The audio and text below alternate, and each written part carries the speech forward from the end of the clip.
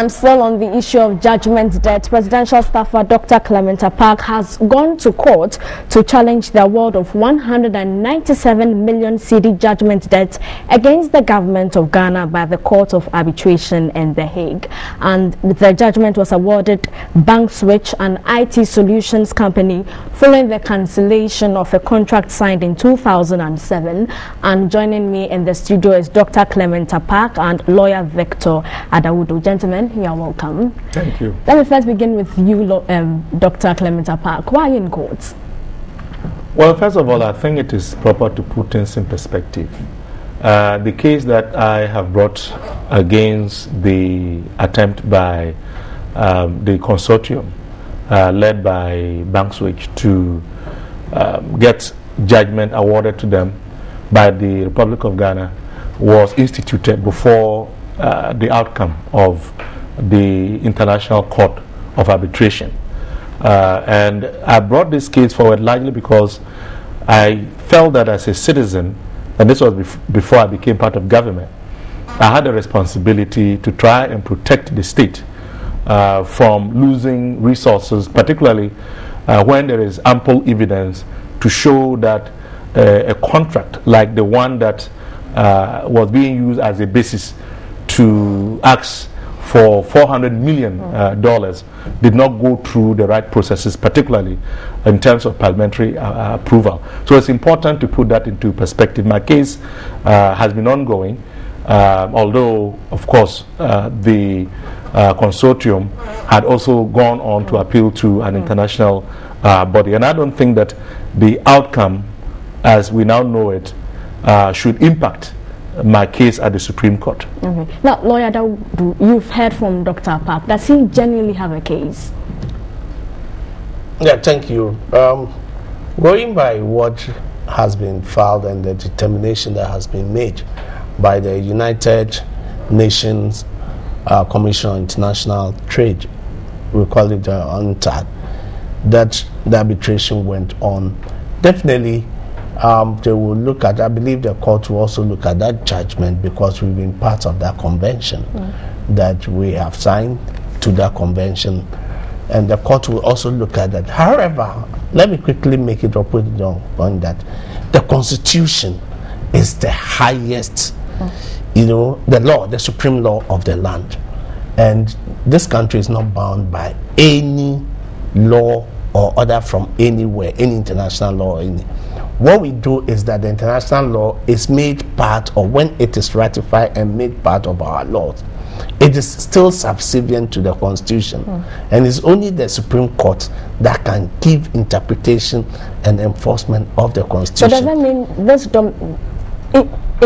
in the case of Dr. Apaak, if there should be a ruling, it supersedes that of the Permanent Court of Arbitration? Definitely. Even in our courts today, any authority, any ruling which is similar on the same all fours with a case, even if it is outside from the Commonwealth countries anywhere, the court will tell you that it is persuasive. It is a guide to them to also weave their judgment. So what the Supreme Court would say is the law.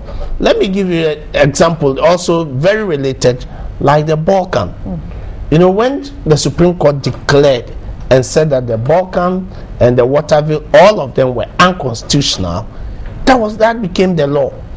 The only thing is that they also went to the same arbitration, and the arbitration, what they even wanted, they did not get it. The arbitration said what was awarded to them, it's not like a judgment debt, it's more of quantum merit. In legal terms, we say quantum merit means that what you have worked for, in alternative, what you are due, because the work you have done, if you put it before the tribunal or the court, then it awards you that, or the legitimate expectation, because you have been led on to believe that this is what I will be due.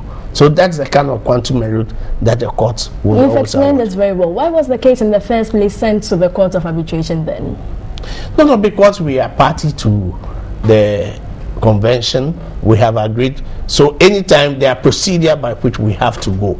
Now, you see, going to court, normally people should understand that It's not that even when you have a bad case, maybe you want to go and mitigate your losses. Let's take in this particular scenario, they were asking for 853 million Ghana cedis. At the end of the day, they got 197 million.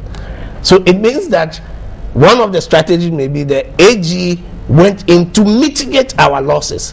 Just like the Balkan, they wanted $3 million US, 40 million as damages. They were able to push so that we had 12 million. So it might not be that you don't have a case, but you go there to mitigate it. So this is what I see in this case. And even if we have to pay that 197, I believe that there are taxes and other things that can come.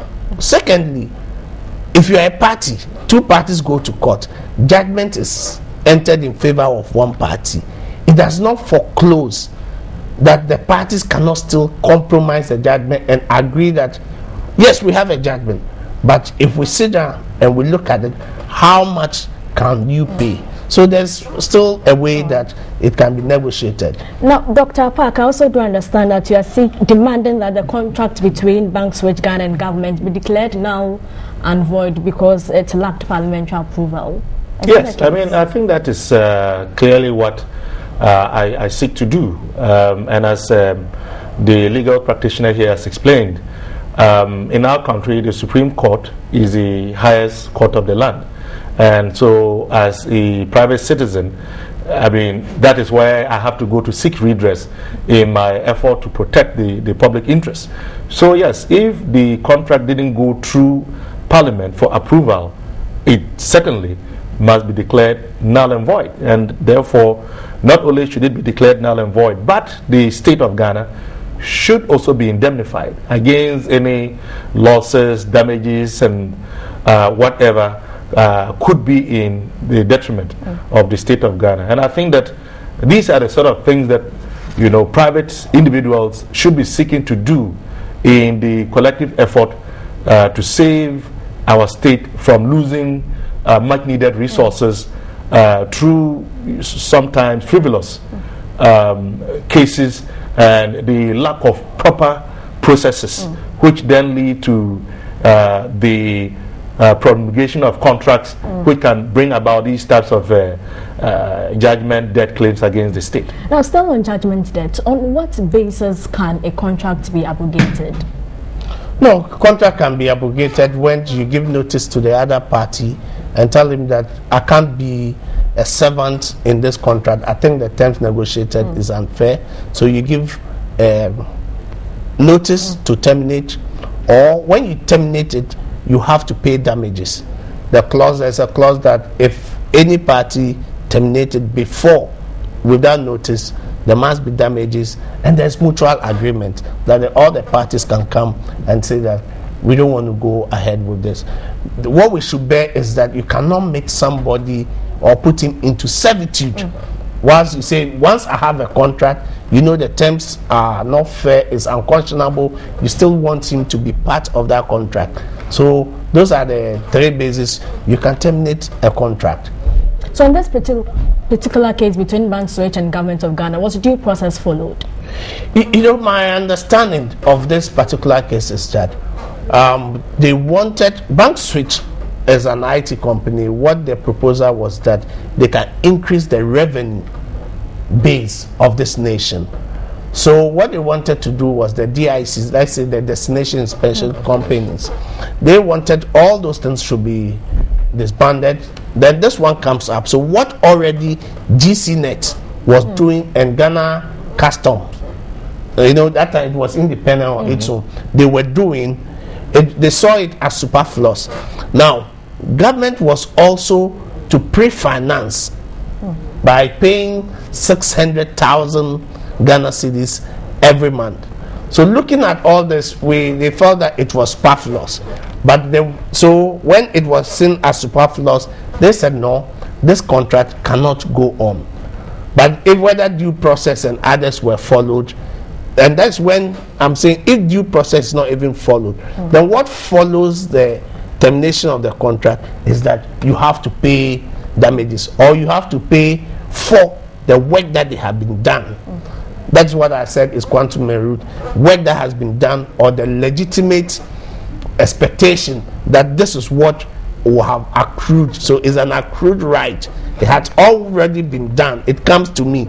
So I have to take that. So that is how I'm sure this judgment came about. All right. So we need to, mostly we confuse the two, the judgment debt and then what is quantum merit. What does the person?